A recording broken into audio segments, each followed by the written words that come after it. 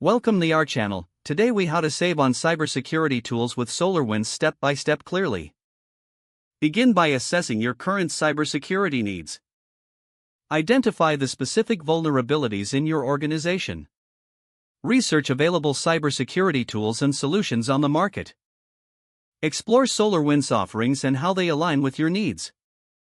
Review the features of SolarWinds security tools, such as network performance monitors and security event managers. Determine which SolarWinds products are suited for your organization based on size and industry. Visit the SolarWinds website to explore pricing options. Look for any promotional offers or discounts that may be available. Consider signing up for a free trial to evaluate the products firsthand. Engage with the SolarWinds community forums for insights and shared experiences.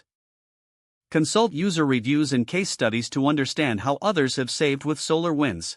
Analyze the long-term return on investment by comparing costs against potential cybersecurity breaches. Evaluate the scalability of SolarWinds tools as your organization grows. Assess the integration compatibility with your existing IT infrastructure. Reach out to SolarWinds sales representatives for personalized advice and potential bulk discount options. Leverage educational resources offered by SolarWinds, such as webinars and white papers. Finalize your purchase decision based on your findings and organizational budget. Implement the software by following the provided installation guidelines. Monitor your cybersecurity landscape regularly to ensure optimal performance. Continuously evaluate your needs and adjust your toolset as necessary.